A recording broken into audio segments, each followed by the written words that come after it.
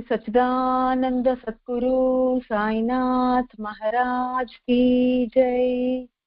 सद्गुरु भरद्वाज महाराज की जय. குருதேவ தத்தா. ஒவ்வொரு வாரமும் வியாழன் மற்றும் சனிக்கிழமைகளில் மாலை 7 மணி முதல் 8 மணி வரை சத்சங்கம் நடைபெறும். நமக்கு எல்லாமே தெரியும், இந்த சத்சங்கத்துல நிறைய நல்ல விஷயங்கள், மகான்களின் சரித்திரம், அவர்கள் போதித்த விஷயங்கள் எல்லாம் நம்ம பகிர்ந்துக்கிறோம். நம்ம மனிதனாய் பிறந்து விட்டாலே சில குறைகள் நிறைகளோட இருப்போம். இந்த குறைகள் எல்லாமே நம்ம முடிந்த வரைக்கும் அகற்றி கொண்டு நிறைகளை நிரப்பி அடுத்த நிலைக்கு செல்ல இந்த சத்சங்கம் எவ்வளவு பயனளிக்குது நமக்கு எல்லாமே தெரியும். அதனால மாஸ்டர் அவர்களையும் நமக்கு எல்லாம் வழிகாட்டியான பாபா அவர்களையும் வணங்கி கொண்டு இந்த சத்சங்கத்தை ஆரம்பிப்போம். இன்னைக்கு நிறைய மெசேஜஸ் காலையில இருந்து வந்துட்டே இருக்கும் நமக்கு எல்லாருக்குமே. என்ன அப்படின்னா, ஹாப்பி நியூ இயர்னு சொல்லியிருப்பாங்க, இனிய புத்தாண்டு வாழ்த்துக்கள் அப்படின்னு நம்ம நிறைய வந்துட்டே இருக்கும்.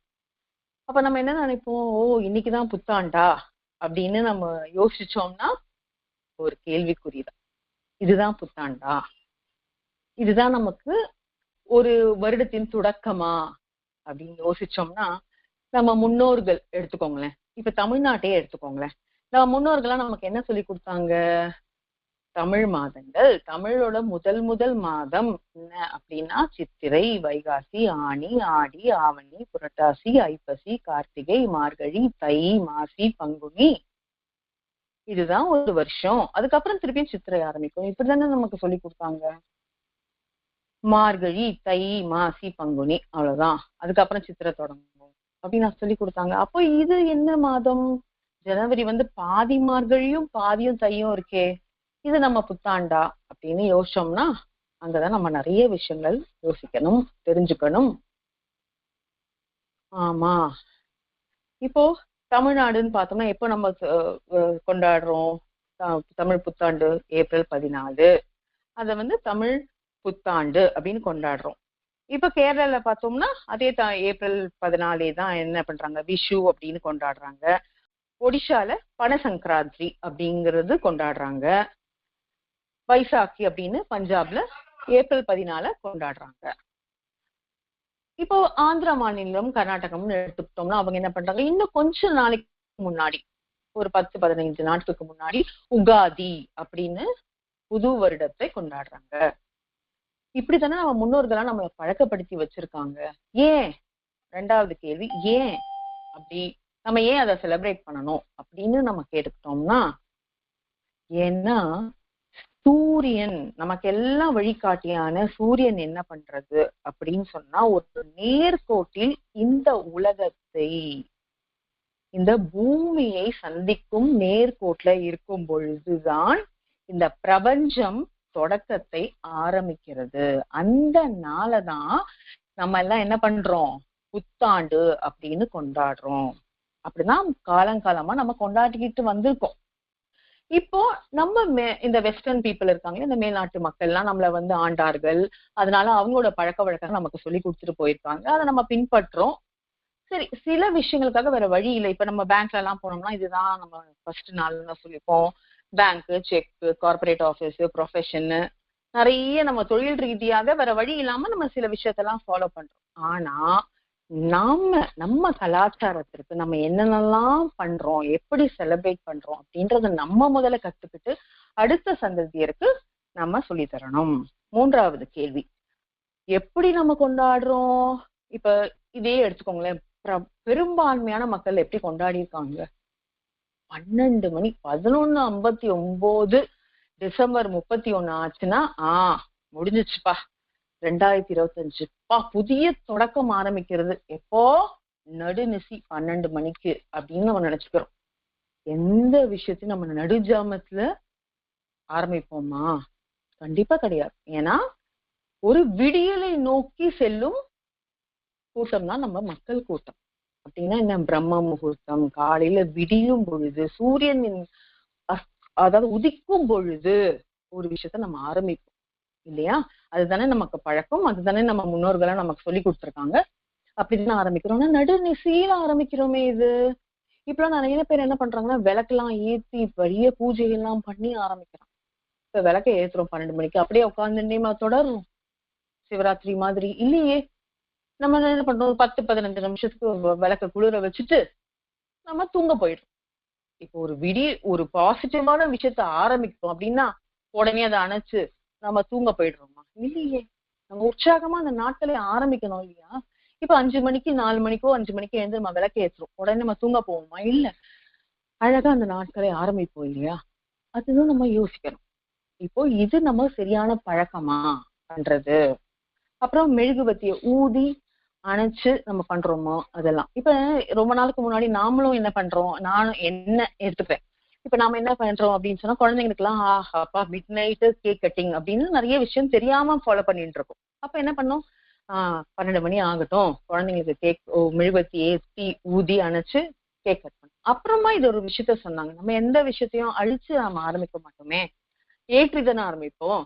அதனால இந்த இது நமக்கு கலாச்சாரத்துக்கு ஒத்து வருவதனால ரொம்ப வருஷம் முன்னாடி, ஒரு 10 வருஷத்துக்கு முன்னாடி அந்த பழக்கத்தை எல்லாம் விட்டாச்சு.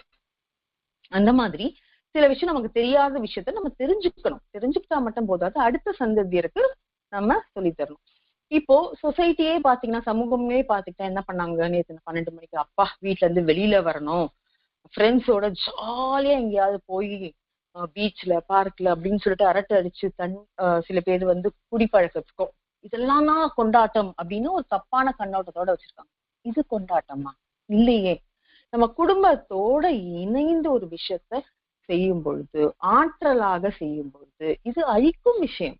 குடிக்கிறதோ இல்ல மத்த தேவையில்லாத பழக்கங்களோ நம்மளை அழிக்கும் விஷயம். அது தேவையில்லையே. ஒரு ஆக்கப்பூர்வமான ஒரு புதிய ஆண்டை நம்ம துவங்கும் பொழுது ஒரு ஆற்றலோட தானே ஆரம்பிக்கணும். குடும்பத்தோட அழகா நம்ம ஒரு விஷயம் எடுத்துக்கிறோம், இதை செய்யணும் அப்படின்னு ஆரம்பிக்கிறோம். அந்த மாதிரி நம்ம இது வரைக்கும் இதெல்லாம் செஞ்சுட்டு இருக்கணும்னா அதையெல்லாம் அவாய்ட் பண்ணிட்டு இப்ப நம்ம தெரிஞ்சுக்கிட்டோம் இல்லையா, எப்படி நம்ம ஏன் நம்ம கொண்டாடுறோம், எதுக்காக கொண்டாடுறோம், எப்படி கொண்டாடுறோம், எப்படி கொண்டாடணும் அப்படிங்கிற விஷயத்த கத்துக்கிட்டு நம்ம சொன்ன மாதிரி அடுத்த தலைமுறைக்கு நம்ம இந்த விஷயத்தையெல்லாம் கொண்டு சேர்க்க வேண்டிய கடமை நம்ம கிட்ட இருக்கு. இப்போ இந்த வாரம் சத்சங்கத்துல என்ன பார்க்க போறோம் அப்படின்னா, போன வாரம் அத்தியாயம் 37 முடிந்து இந்த வாரம் அத்தியாயம் 38 ஆரம்பிக்கிறோம். இந்த அத்தியாயம் 38ல என்ன பார்த்தோம்னா, குருச்சரித்திரம்னே என்னது, ஸ்ரீ குரு அவர்களின் வரலாற்றை சித்தமுனி என்பவர் சீடனான நாமதாரகனுக்கு சொல்வது, ஸ்ரீ குருவின் மகிமையை சொல்வதுதான் குருச்சரித்திரம்னு நமக்கு எல்லாருக்குமே தெரியும். இப்போ இந்த அத்தியாயத்துல என்ன ரொம்ப முக்கியமா அவர் சொல்றாரு அப்படின்னு சொன்னோம்னா, நாமதாரகன் எப்பவும் போல ரொம்ப சந்தோஷப்படுறார். ஐயா, சித்தமுனி ஐயா, எனக்கு ரொம்ப சந்தோஷமா இருக்கு. ஏன்னா நிறைய விஷயம் உங்க மூலியமா நான் ஸ்ரீகுருவை பத்தி தெரிஞ்சுக்கிட்டேன். சித்தமுனியும், நாமதாரகா, உனக்கு ஸ்ரீகுருவை பற்றி சொல்ல சொல்ல சொல்ல எனக்கு குருச்சரித்திரம் இன்னும் நிறைய வாட்டி சொல்ல சொல்ல எனக்கு நிறைவு கூறும் வாய்ப்பு எனக்கு கிடைக்கிறது. நானும் ரொம்ப சந்தோஷப்படுறேன் அப்படின்னு அவரும் ரொம்ப சந்தோஷப்படுறார். இந்த இடத்துல சித்தமுனி என்ன சொல்றாருன்னா, இப்படி ஸ்ரீகுரு எப்படி அந்த இடத்துல என்ன என்ன நடந்தது, எதனால அவருக்கு இந்த அத்தியாயம் உருவாச்சு அப்படிங்கிறது சொல்றார். கானகாபுரத்துல ஸ்ரீகுரு இருக்கும் பொழுது அவர்கள் மூலமாக, ஸ்ரீகுரு மூலமாக நிறைய குறைகள்லாம் தவிர்த்து விட்டு செல்வந்தர்கள் ஆன நிறைய பேர் நிறைய ஊர்கள்ல போய் சேர்ந்துட்டாங்க. அவங்க எல்லாம் என்ன பண்றாங்க, நன்றி செலுத்தும் விதமாக திருப்பி கானகாபுரம் ஸ்ரீகுருவை தரிசித்து அவருக்கு பிக்ஷை அளித்து அவர்கள் சீடர்களுக்கும் அருகில் இருக்கும் பிராமணர்களுக்கு எல்லாம் அன்னதானம் செய்து அவர்களை சேர்ந்து ஒரு பழக்கத்தை வச்சுக்கிட்டாங்க அப்படின்னு சொல்றார். இந்த அத்தியாயத்துல இப்போ இது நடக்கிற கதையிலிருந்து நம்ம 4 விஷயங்களை இன்னைக்கு நம்ம கத்துக்க போறோம், தெரிஞ்சுக்க போறோம். அப்படின்னா என்ன, இந்த கதை மூலம் துறவரம் என்றால் என்ன, பிக்ஷை என்றால் என்ன, அன்னதானம், ஸ்ரீகுரு சொன்னார் இல்லையா, அன்னதானம் என்றால் என்ன, இந்த பெரிய மகான்களின், இவர் மட்டும் இல்லை இத்தனை பெரிய மகான்களின் மகிமை என்ன, அப்படிங்கிற அந்த 4 கேள்விக்கும் பதில் தான் இந்த அத்தியாயம். இப்போ முதல் கேள்வியான துறவரம் என்றால் என்ன? முதல்ல இந்த துறவு அப்படிங்கிற வார்த்தைக்கு நம்ம அர்த்தம் சொல்றோம். இப்ப நிறைய பேர் நம்ம கேள்விப்பட்டிருப்போம்ப்பா, இவரு ரொம்ப கஷ்டப்பட்டுட்டாருப்பா வாழ்க்கையில, சொந்தம் பந்தம் எல்லாம் அவரை ஏமாத்திடுச்சு, அவரு வேற வழி இல்லாம என்ன பண்ணாரு, சொந்தம் பந்தம் எல்லாமே தொலைச்சிட்டாரு, சொத்து எல்லாம் தொலைச்சிட்டாரு, எல்லாரையும் ஏமாத்திட்டாங்க, அதனால எல்லாத்தையும் விட்டுட்டு ரொம்ப கஷ்டப்பட்டு இப்ப சாமியார் ஆயிட்டாரு அப்படின்னு சொல்றோம். இது துறவரமா? கண்டிப்பா கிடையாது. ஏன்னா இது விரக்தியின் உச்சம் அப்படி வேணா நம்ம சொல்லிக்கலாம். ஆனா துறவு என்பது என்ன அப்படிங்கிற ஒரு வார்த்தையை நம்ம கொஞ்சம் அலசி பார்த்தோம்னா, ஆராய்ந்து பார்த்தோம்னா, கம்பர் வந்து ரொம்ப ரொம்ப ரொம்ப அழகா வந்து கம்பராமாயணத்துல சொல்லியிருப்பார். ஒரு இடத்துல இப்ப பரதன் வந்து ராமனை தேடி வந்து அந்த படகுல வந்து கோசலை, கைகை, சுமித்திரை அவங்க அம்மாக்களோட அந்த படகு பயணம் மேற்கொள்வார். குகன் தானே சந்திப்பார், குகன் தானே கூட்டிட்டு போவார். அப்போ வந்து குகன் வந்து பரதனிடம் கேட்பார் கௌசலையை பார்த்து, இவங்க யாரு அப்படின்னு பரதன் கிட்ட கேட்கும்போது, பரதன் வந்து ரொம்ப அழகா, அது ரொம்ப பெரிய இலக்கணம், அது இப்போ அவ்வளவு பெருசு நம்ம சொல்ல முடியாது, ஆனா ஒரு ஷார்ட்டா துறவு அப்படிங்கிறதுக்கு கம்பர் என்ன சொல்றாரு அப்படின்னு சொல்லணும்னு பார்த்தோம்னா, இவங்களையா யாருன்னு கேக்குறீங்க அப்படின்னு குகன் கிட்ட சொல்லிட்டு, நான் பிறந்தவுடன் எல்லாவற்றையும் துறந்து விட்டு சென்ற ஒரு உத்தமனை பெற்றெடுத்த தாயவள் அப்படின்னு சொல்றார். எவ்வளவு ஒரு பெரிய அழகான விஷயம் பாத்தீங்களா? இந்த ராமரே வந்து எதுக்கு பிறந்தார் அப்படின்னு சொன்னா, முதல் குழந்தையாக ராமராக அரசனாக பிறந்தவன். அதுதானே அதுக்காக தானே இந்த பூமியில அவரு பிறந்திருக்காரு. ஆனா இந்த பரதன் ஒருத்தர் பிறந்ததுனால தனக்கு கிடைக்க வேண்டிய எல்லாத்தையுமே துறந்து விட்டு எல்லாமே இருக்குப்பா, நான் வந்து எனக்கு அழிச்சிடல, யாரும் ஏமாத்தில, எல்லாமே எனக்கு இருக்கு, பக்கத்துலயே இருக்கு, ஆனால் எல்லாவற்றையும் நான் துறந்து இது எல்லாமே எனக்கு வேண்டாம் அப்படின்னு சொல்லிட்டு ஒருத்தர் போயிட்டாரு பாத்தீங்களா, ஒரு உத்தமன், அவரோட தாய் பெற்றெடுத்த அன்னை அப்படின்னு ஒரு துறவுக்கு வந்து ஒரு எக்ஸாம்பிள் சொல்லியிருக்கார். ஒரு இந்த லௌகீக வாழ்க்கையின் மேல் பந்தம் இல்லாமல், பொருட்களின் மேல் பந்தம் இல்லாமல், இது சொந்தம், எனக்கு இது பிடிச்சவங்க, இது பிடிக்காதவங்க அப்படின்னு ஒரு பாகுபாடு இல்லாம சர்வ காலமும் எனக்கு இறைவன் தான், அவரை நோக்கி நான் பயணம் செய்து கொண்டிருக்கிறேன், அது மூலியமா அந்த பாதையில என்னால என்னெல்லாம் நல்லது செய்ய முடியுமோ செஞ்சுக்கிட்டு நான் போறேன் அப்படின்னு ஒருத்தர் எடுத்துக்கிட்டாருன்னா அதுதான் துறவரம். அதுக்கப்புறமா அடுத்த நிலைதான் இந்த சந்நியாசம். அது ஒண்ணு. இரண்டாவது நம்ம என்ன அப்படின்னு சொன்னோம்னா, இந்த பிக்ஷை. பிக்ஷை என்றால் என்ன? இது பிக்ஷாச்சரியம் அப்படின்னு சொல்லுவாங்க. அப்படின்னா என்ன? இன்னும் கொஞ்சம் நம்ம அதை வந்து தெளிவா நம்ம புரிஞ்சுக்கணும். என்ன அப்படின்னு சொன்னோம்னா, 4 ஸ்டேஜஸ் இருக்கு இல்லையா, நிலைகள் இருக்கு. ஒரு மனிதனாய் பிறந்து விட்டால் அவனுக்கு 4 இருக்கு: பிரம்மச்சரியம், கிரகஸ்தாசம், வானப்பிரஸ்தம், சந்நியாசம். இதுல ஒருத்தரும் ஒரு ஸ்டேஜ்ல இருப்பாங்க. அதெல்லாம் ரொம்ப நம்ம விளக்க வேணாம். இந்த பிரம்மச்சரியத்துக்கும் சந்நியாசத்துக்கும் மட்டும்தான் ஒரு விஷயம் இருக்கு, என்னன்னா பிக்ஷாச்சரியம். அதுலயுமே வேறுபாடு இருக்கு, அதை நம்ம இப்ப பார்க்க வேண்டாம். ஆனா நம்ம சந்நியாசம் வந்து ஏன் அந்த பிக்ஷாச்சரியம் ஃபாலோ பண்றாங்க அப்படின்னு சொன்னோம்னா, நம்ம சொன்னோம் இல்லையா, துறவரம்னா எந்த பந்த பாசமும் எனக்கு வேண்டாம், எந்த லௌகீக வாழ்க்கையின் மேலேயும் எனக்கு இஷ்டம் கிடையாது, நாட்டம் கிடையாது, எனக்கு ஈடுபாடும் கிடையாது அப்படின்னு சொன்னோம்னா, ஒரு பொருளை வாங்குறது, சமைக்கிறது, இதெல்லாம் வேண்டாம். அதுல அக்னிங்கிறது அவங்களுக்கு தொடவும் கூடாதுங்கிறது துறவரத்துல ஒரு கடமையா. அப்ப என்ன பண்ணுவாங்க, ஏன்னா ஒரு சின்ன எக்ஸாம்பிள், இப்ப சமைக்கிறதுக்கு நமக்கு கண்டிப்பா நெருப்பு தேவை இல்லையா? அப்ப நெருப்பு மூட்டும் போது நமக்கு கண்ணுக்கு தெரியாத ஏதோ ஒரு சின்ன பூச்சி கூட அந்த அக்னியில விழுந்து இறந்து போச்சுன்னா அதோட பாவம் வந்து இந்த யார் பண்ணாங்களோ அவங்களுக்கு மேல வரும் அப்படிங்கிற ஒரு நம்பிக்கையிலதான் அவங்க என்ன பண்ணாங்க, எதையுமே தொட மாட்டாங்க. அந்த உணவு சமைக்கிற அந்த உணவு ப்ராசஸ் கூட எனக்கு வேண்டாம், யாராவது ஒரு வேளை சாப்பாடு பிக்ஷையாக தந்தால் அதை உண்டு விட்டு தன்னோட கடமையை நோக்கி போய்கொண்டே இருப்பார்கள். அதுதான் பிக்ஷை. அந்த மாதிரி பெரிய மகான்களுக்கு அந்த ஒரு வேளை உணவை கொடுக்குறோம் தெரியுமா, அது பெரிய பாக்கியம். அது எல்லாருக்குமே கிடைச்சிடாது. பெரிய பாக்கியமாக கருதி நம்ம இன்னைக்கு அவருக்கு நமக்கு அந்த பிளெஸிங்ஸ் இருந்தாதான், அந்த ஒரு இருந்தாதான் நம்ம அவருக்கு அவ்வளவு பெரிய மகான்களுக்கு நம்ம பிக்ஷையே கொடுக்க முடியும். அப்ப என்ன பண்ணுவாங்க, இவங்க என்ன பண்ணுவாங்க, அந்த மாதிரி ஆட்களிடம் பிக்ஷை வாங்கும் போது என்ன ஆகும் அப்படின்னு சொன்னோம்னா, அவர்களுக்கு இருக்க கஷ்டத்தை எல்லாம் இவங்க வாங்கிப்பாங்க. அவங்களுக்கு அந்த குறைகள் எல்லாம் தீர்த்து விட்டு போவாங்களாம். அதனாலதான் ஒரு இடத்துல திருவள்ளுவர் கூட ரொம்ப அழகாக அந்த விருந்தோம்பல சொல்லியிருப்பார். வருவிருந்து வைகளும் ஓம்புவான் வாழ்க்கை படு பாழ்படுதல் இன்று.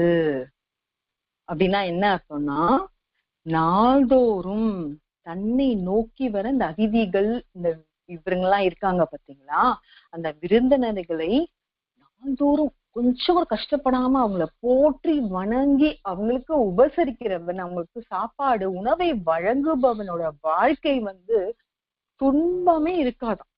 இந்த துன்பம்னு ஒரு விஷயம் அவன் வாழ்க்கையில எங்க தொலைந்து போயிடும் அப்படின்னு சொல்றாங்க. அதுதாங்க இந்த பிக்ஷையோட மகிமை.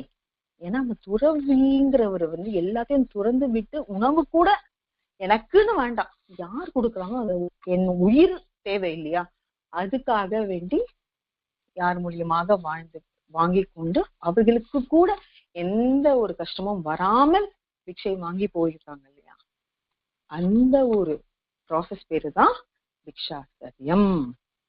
அதுதான் பிக்ஷை. நிறைய பேர் என்ன பண்றாங்கன்னா, இந்த பிக்ஷை குழப்பிக்கிறாங்க. அது இல்ல, பிக்ஷைங்கிறது முடியாதவர்கள் அவங்க எல்லாம் என்ன பண்றாங்க, இப்ப இது செஞ்சாதான் பண்ணியம், அதுவும் இது நம்ம குழப்பிக்க கூடாது. பிக்ஷை என்பது துறவிகளுக்கு நம்ம கொடுக்க வேண்டிய ஒரு காணிக்கை, அதுதான் பிக்ஷை. இப்போ மூன்றாவது விஷயத்துக்கு நம்ம வருவோம், அன்னதானம். ஏன்னா இங்க ஸ்ரீ குருவே என்ன பண்ணிருப்பாருன்னா, அன்னதானம் செய்யுங்க அப்படின்னு சொல்லியிருப்பார். ஃபர்ஸ்ட் ஆஃப் ஆல், அன்னதானம் என்றால் என்ன, அல்ல தானம் என்றால் என்ன அப்படின்னா, எந்த பலனும் எதிர்பார்க்காமல் செய்வதுதான் தானம். இந்த இடத்துலதான் கர்ணனுக்கும் தர்மனுக்குமே வித்தியாசம் வருது. ஏன்னா நிறைய தர்மங்கள் செய்யறவன் தர்மன், ஆனா ஒரு படி மேல போயிட்டாரே இந்த கர்ணன். ஏன் அப்படின்னா, தானத்தில் சிறந்தவன். என்னங்க தானமுக்கும் தர்மத்துக்கும் வித்தியாசம் அப்படின்னா, தர்மம் இதை செஞ்சுட்டா இந்த பலன் வரும் நமக்கு தெரியும், ரொம்ப முடியாதவங்களுக்கு கொடுக்குறப்ப ஏழைங்களுக்கு அந்த பலன் நமக்கு வரும் அப்படின்னு நமக்கு தெரியும். ஆனா தானம்ங்கிறது என்னன்னா, எந்த பலனுமே நான் எதிர்பார்க்கலங்க. இப்ப நான் ஒருத்தவங்க உணவு கொடுக்கலாம், யாருக்கு அந்த பலன் போகுதுன்னு கூட நமக்கு தெரியாது. அப்படி ஒரு விஷயத்த நம்ம செய்யும் போதுதான் அது பேர் தான் தானம். நம்ம கொடுக்கும் பொருள் யாருக்கு சேர்க்கிறதே தெரியாமல் செய்ய வேண்டும், அது அறிய வேண்டிய அவசியமே கிடையாது. அதுதான் தானம். இப்போ அன்னம் எடுத்துக்கோங்க, ஒரு உயிர் இருக்கு, அந்த உயிர் உடலோடு இருந்தா தானே அது மகிமை. அந்த உடலை விட்டு போயிடுச்சுன்னா அந்த உயிருக்கும் ஆன்மாவாயிடும். அப்போ அந்த உயிர் உடலோடு இருக்கிறதுக்காக ஒரு சக்தி வேணும், அந்த சக்தி கொடுக்கறது உணவு. அதனால அந்த உணவை நம்ம ஒரு உயிருக்கு கொடுக்கும் பொழுது ஒரு பெரிய என்ன சொல்றது, ஒரு பெரிய நன்மை. அன்னதானம் ஒரு உயிருக்கு, ஏதோ ஒரு உயிருக்கு, மனிதனுக்கு மட்டும் கிடையாது, எந்த உயிருக்கு நம்ம உணவை கொடுத்தாலுமே அது அன்னதானம் தான், பலனை எதிர்பார்க்காமல். அது ரொம்ப முக்கியம். திருமூலர் கூட என்ன பண்றாங்க, திருமந்திரத்துல அதுதான் சொல்லியிருக்காரு. உணவை பற்றி ஒரு பெரிய செய்தியே எழுதியிருக்கார் திருமூலர். இவர் மட்டும் இல்ல, பாரதி கூட எடுத்துக்கோங்களேன், ஔவையாரும் எடுத்துக்கோங்களேன். ஒரு பாரதி என்ன சொன்னார், தனி மனிதனுக்கு உணவெனில் இந்த ஜெகத்தை கூட நான் அழிச்சுடுவேன் அப்படின்னு சொல்றாரு. அப்படின்னா உணவு எவ்வளவு முக்கியம் ஒரு மனிதன் வாழறதுக்கு அப்படின்னு நம்ம யோசிக்கலாம். அந்த மாதிரி இந்த இடத்துல அன்னதானம் அப்படிங்கிறது ரொம்ப ரொம்ப முக்கியம். இப்ப அன்னதானம், இப்ப நம்ம உணவே கொடுக்குறோம், அந்த இடத்துல ரெண்டாவது என்ன சொல்றாங்க அப்படின்னா பாவனை இருக்கு.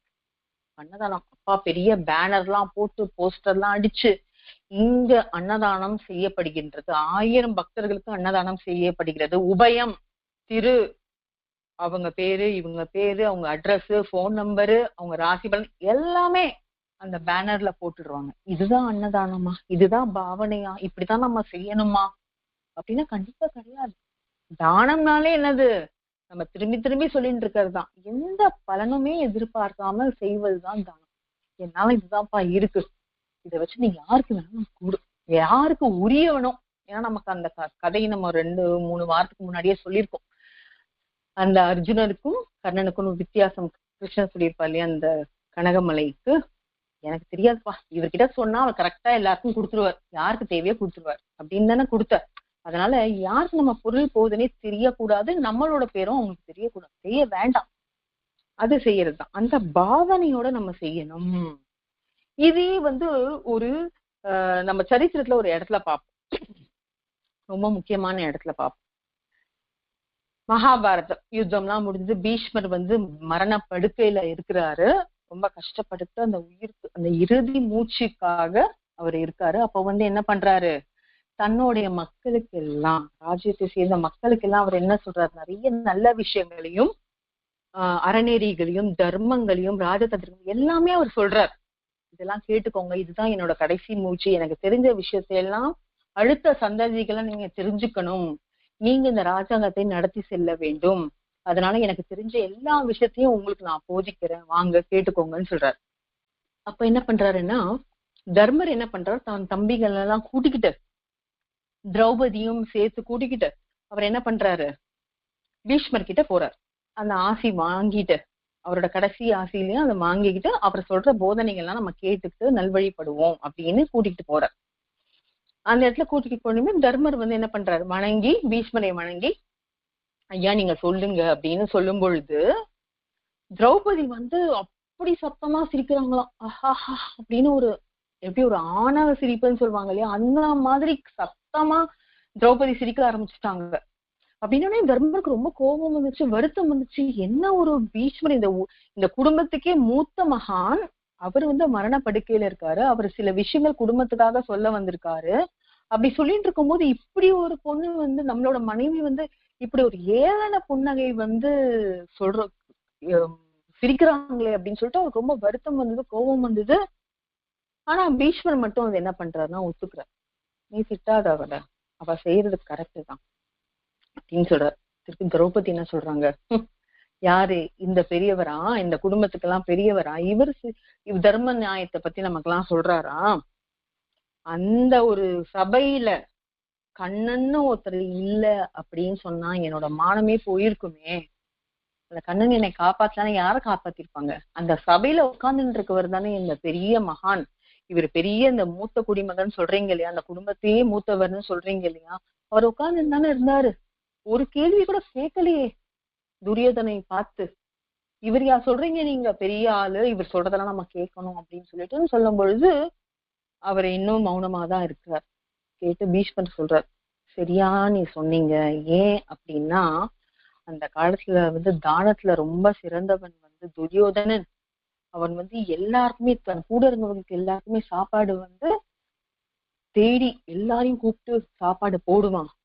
ஆனா சாப்பாடு போடும் பொழுது அவனோட பாவனை எப்படி இருக்கும் தெரியுமா, இவங்க நம்மளால பலனாகட்டும், இவங்களுக்கு வயிறு நேரட்டும், அப்படி கிடையாது, நான் கொடுக்குற சாப்பாட்டை நீ சாப்பிட்டுட்டு அது நன்றியோட எனக்கு உன் உயிர் இருக்கிற வரைக்கும் எனக்காக நீ செஞ்சுட்டுதான் இருக்கணும், எனக்காக நீ அடிமையாக இருந்துட்டுதான் இருக்கணும், என்ன நீ ஃபாலோ பண்ணிட்டு தான் இருக்கணும், என்னை எதிர்க்க கூடாதுங்கிற ஒரு பாவத்தோட தான் அவன் எல்லாருக்குமே சாப்பாடு போடுவான். அவன் ராஜ்யத்துல இருக்கிறவங்க எல்லாருக்குமே, நான் என்னை உள்பட நானும் அவனோட சாப்பாடு தானே சாப்பிட்டிருக்கேன், எனக்கும் அவன் கொடுக்குற பாவனை, என்ன பாவனையோட நம்ம கொடுக்குறோமோ அதுதானே மத்தவங்களுக்கு சேரும்.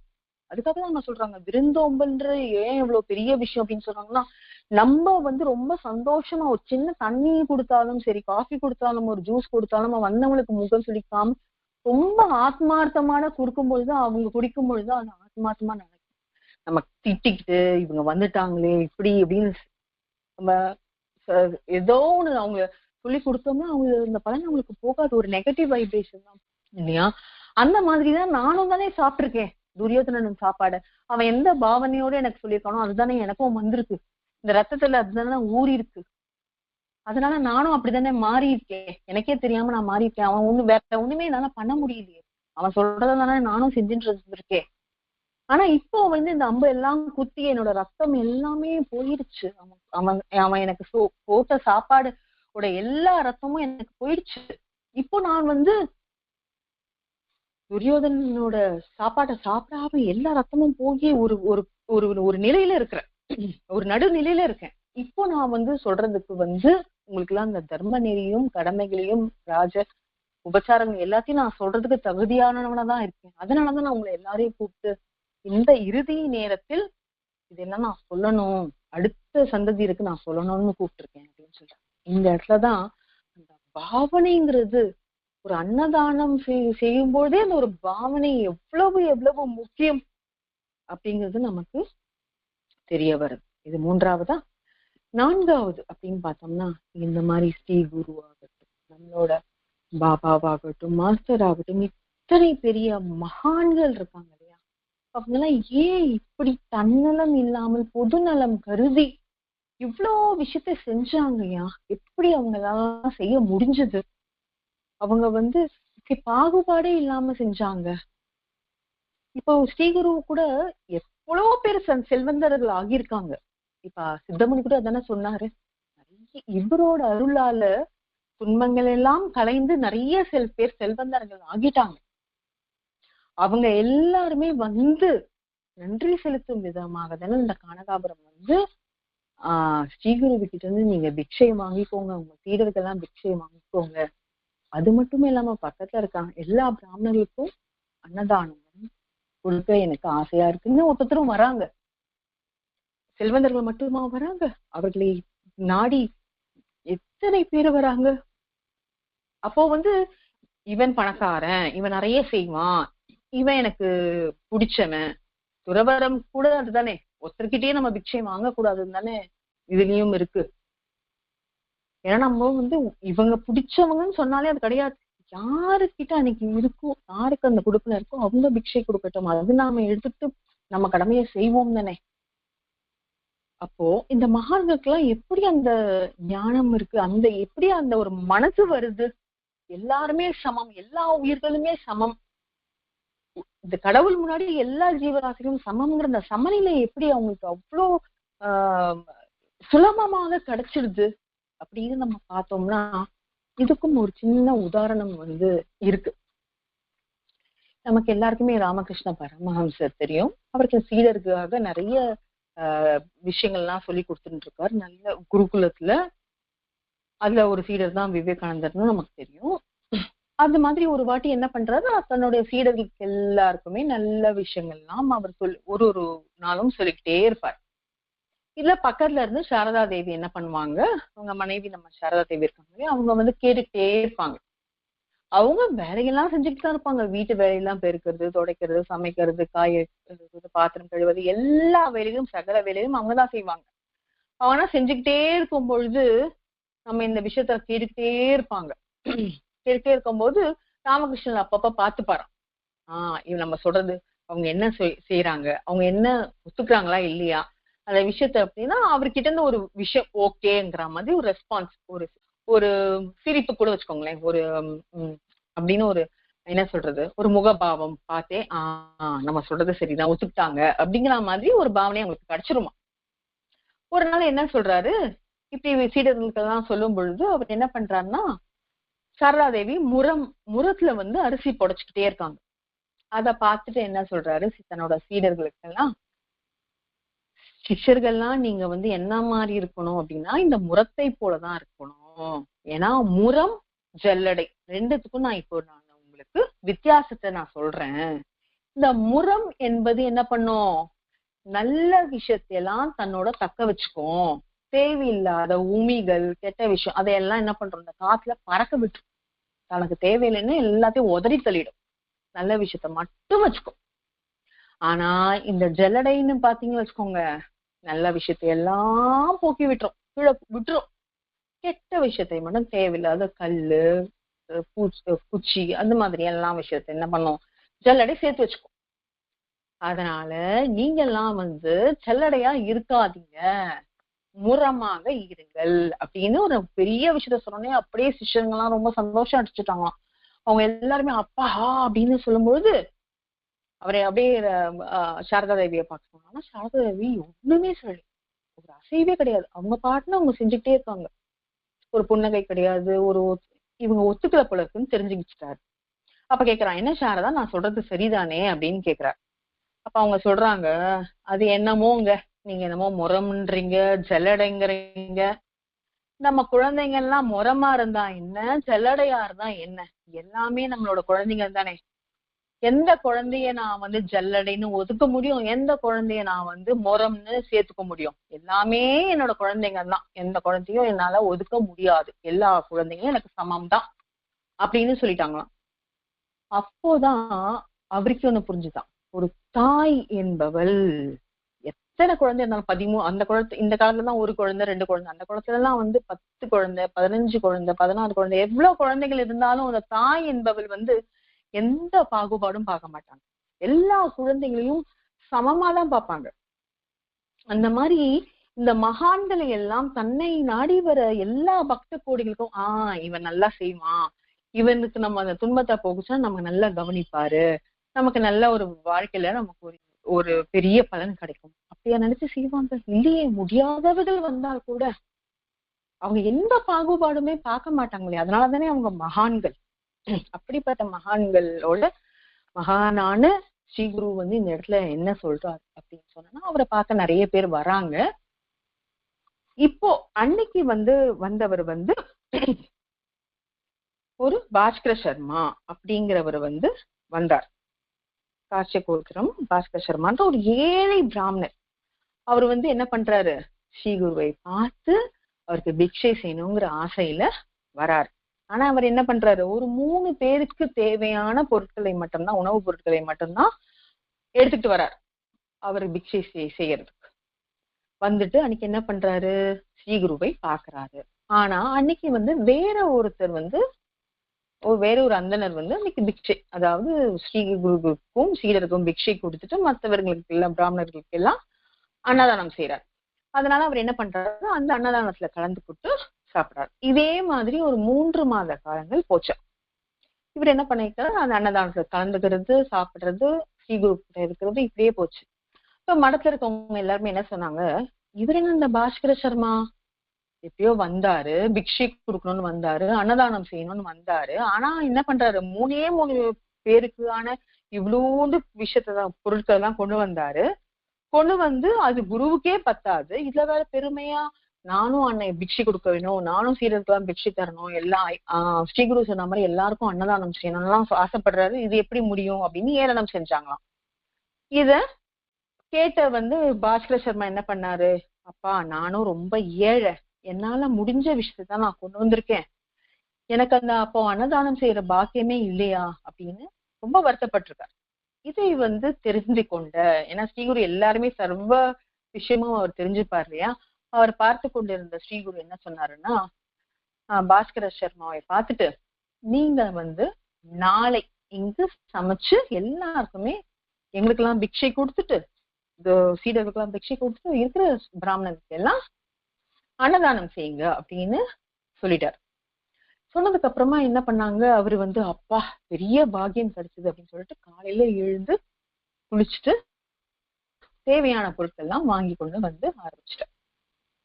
அப்போ வந்து என்ன சொல்றாரு, இன்னொரு பிராமணர் வந்து அந்தனர் வந்து அவர் ஸ்ரீகுரு கிட்ட சொல்றாராம், இன்னைக்கு நீங்க வந்து பிக்ஷை பெற்று, நீங்களும் உங்க சீடர்களும் வந்து பிக்ஷை பெற்றுக் கொள்ள வேண்டும் அப்படின்னு சொல்லும் பொழுது ஸ்ரீகுரு சொல்லலாம், இல்ல இன்னைக்கு பாஸ்கர சர்மான்ற ஒருத்தர் வந்திருக்காரு, அவர் தான் இன்னைக்கு பிக்ஷை செய்யறாரு, அதனால நாங்க வந்து அவரோட பிக்ஷைக்கு தான் எடுத்துப்போம், நீங்க நாளைக்கு செய்யுங்க அப்படின்னு சொல்லிட்டு அனுப்பிச்சிட்டா.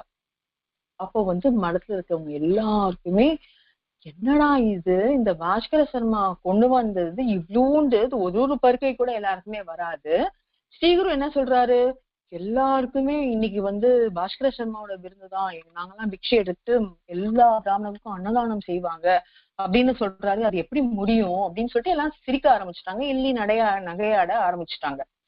ஸ்ரீகுரு என்ன சொல்றாரு, நீங்க எல்லாருமே போங்க. இதை கேட்டுக்கிட்ட ஸ்ரீகுரு என்ன பண்ணாரு, நீங்க எல்லாருமே போங்க, பாஸ்கர சர்மாவோட சாப்பாடு தான் இன்னைக்கு வந்து அவர் கொடுக்குற பிக்ஷை தான் நம்ம ஏத்துப்போம், அதனால நீங்க என்ன பண்ணுங்க, நீங்க எல்லாம் போய் குளித்து விட்டு உங்க மனைவி மக்கள் எல்லாரையுமே, குடும்பத்தார் உறவினர் நண்பர் யார் இருந்தாலும் சரி எல்லாரையும் கூட்டிக்கிட்டு நீங்க வாங்க அப்படின்னு சொல்லிட்டாங்க. திருப்பி இவங்களுக்கு அது முடியல. என்ன, ஐயோ ஸ்ரீகுரு சொல்லிட்டாரு, வேற வழி இல்ல. ஆனா இது திருப்பி புலம்பிக்கிட்டே தான் போனாங்க. என்னையா இது, இவரு போய் சமைக்கிறாரு, அது எல்லாருமே இத்தனை பேரை வேற கூட்டிட்டு வர சொல்றாரு, எது எப்படி நடக்கும் அப்படிங்கிறாரு. ஆனா என்ன பண்றாரு பாஸ்கர் சர்மா, ஸ்ரீகுரு சொல்லிட்டார் நம்ம அதை ஃபாலோ பண்ணணுங்கிறதுனால அவர் என்ன பண்றாரு, ரெடியா இருக்கார். ஸ்ரீகுரு என்ன பண்றாரு, நீ போப்பா, நீ போய் இன்னைக்கு சமையல ஆரம்பி, எல்லாரும் வந்துடுவாங்க, குளிச்சுட்டு எல்லாரும் பக்தர்களும் சீடர்கள் எல்லாம் வந்துடுவாங்க, நீ போய் சரி அப்படின்னு சொன்னார். இவரும் என்ன பண்றாரு, எல்லாருமே சமைத்து ஆரம்பிச்சுட்டு நீ முடிச்சதுக்கு அப்புறம் எல்லாரையும் போய் கூட்டிட்டு வா அப்படின்னு சொல்றாரு. இவர் போய் எல்லாமே என்ன பண்றாரு, நதிக்கரையில இருக்கிற எல்லா சீடர்களையும் போய் வாங்க அப்படின்னு சொல்றாரு. வாங்கன்னு எல்லாருக்கும் கோவம், என்னையா நீ பெரிய பெருமையா கூப்பிட வந்துட்ட, ஏன்னா நீ கொண்டு வந்து, நான் தான் சொல்றேனே, நீ கொண்டு வந்த சாப்பாடு ஐயாவுக்கே வராது, குருவுக்கே வராது. அப்படி இருக்கும் பொழுது எப்படி எங்களுக்கு எல்லாம் பத்தோம், நாங்கெல்லாம் போய் வீட்டுக்கு தான் சாப்பிடணும் பொழுது, நாங்க வீட்டுக்கே போய் சாப்பிடுவோம், நீ கிளம்பு அப்படின்னு சொல்லி எல்லாரும் என்ன பண்ணாங்க, எலி நகையாடி திருப்பி அனுப்பிச்சிட்டாங்க. இப்ப என்ன பண்ணாங்க இவர் போயிட்டார், ஐயா யாருமே வரமாட்டேங்கிறாங்க, இப்ப நான் என்ன பண்றது அப்படின்னு சொன்னா, ஸ்ரீகுரு சொல்லிட்டாரு, இல்ல இல்ல என்னோட சீடர்களோட தான் நான் பிக்ஷை ஏத்துக்கொள்ளுவேன், அவங்க எல்லாம் வருவாங்க அப்படின்னு சொல்லிட்டு தன்னோட இன்னொரு சீடன் அனுப்பிச்சு எல்லாரையும் கூட்டிட்டு வாங்க அப்படின்னு அனுப்பிச்சார். இவரும் என்ன பண்றாரு, எல்லாரையும் ஐயா கூப்பிட்டாரு, ஸ்ரீகுரு கூப்பிட்டாரு, நீங்க எல்லாருமே வாங்க அப்படின்னு கூப்பிடும் போது திருப்பியும் அதே புலம்பலோட தான் வராங்க. வேற வழி இல்லாம ஸ்ரீகுருவின் கட்டளை இப்படிதான் அப்படின்னு வராங்க. சில முதியவர்கள் மட்டும் என்ன சொல்றாங்க, அவர் சொல்லிட்டாரு, அவர் பாவம் ஏழைதான், பாஸ்கர் சர்மால முடியாதுதான், அவர் கொஞ்சம் பொருள் தான் கொண்டு வந்திருக்காரு, என்ன பண்றது, ஐயா சொல்லிட்டாரு இல்ல, ஸ்ரீகுரு சொல்லிட்டாரு இல்லையா, அதெல்லாம் அவர் கேட்டுதானே ஆகணும், நாமளும் போவோம் அப்படின்ட்டு எல்லாரும் சேர்றாங்க. அப்ப என்ன பண்றாரு பாஸ்கர் சர்மா எல்லாம் செஞ்சு வச்சுட்டாரு. அப்போ என்ன பண்றாரு, எல்லாரும் வந்தவங்க திருப்பியும் பாஸ்கர் சர்மா பாட்டு திட்டுவாங்க, உனக்கு கொஞ்சம் கூட வெக்கமாவே இல்லையா, ஐயா ஸ்ரீகுரு தான் சொல்றாரு அப்படின்னு சொன்னா நீயும் பெருமையா உணவெல்லாம் செஞ்சுட்டு வந்தாச்சே, இது யாருக்கு பத்தோம், இதேதான் அவங்க சொல்லிக்கிட்டே இருக்காங்க. ஆனா அவர் என்ன பண்றாரு அப்படின்னு சொன்னா, எல்லா இலையெல்லாம் போட்டுடுறாரு.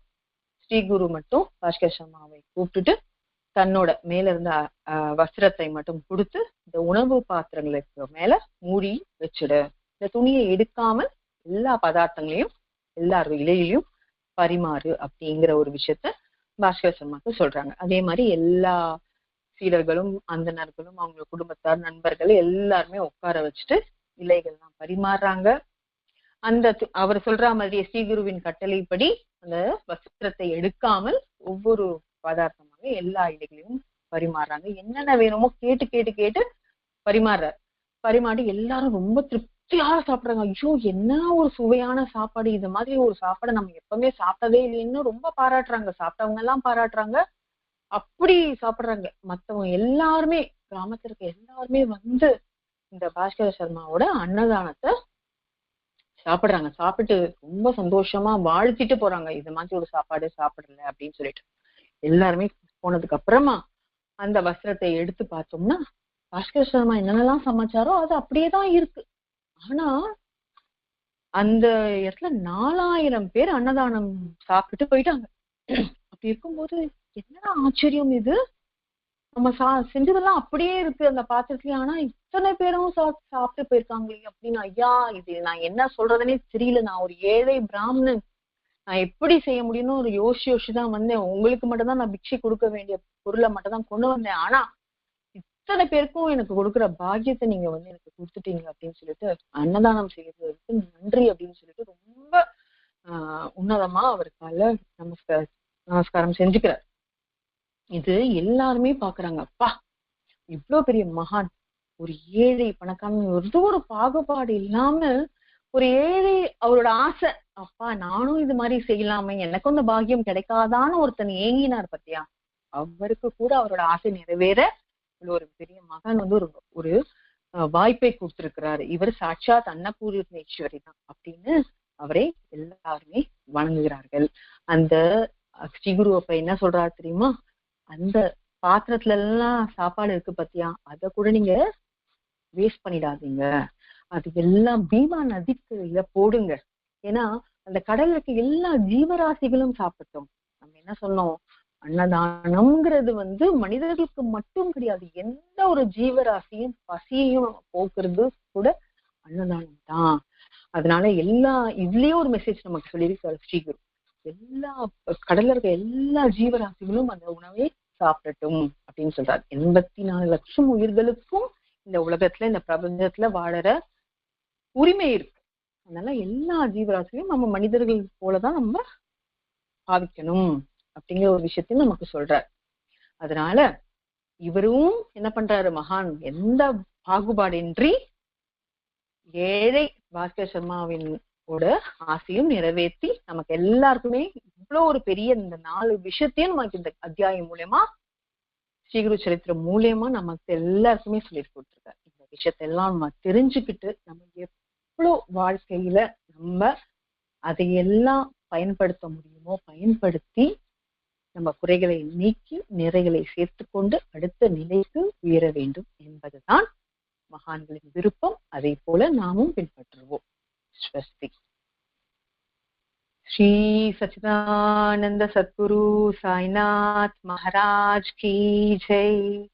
சத்குரு பரத்வாஜ் மகாராஜ் கி ஜெய்.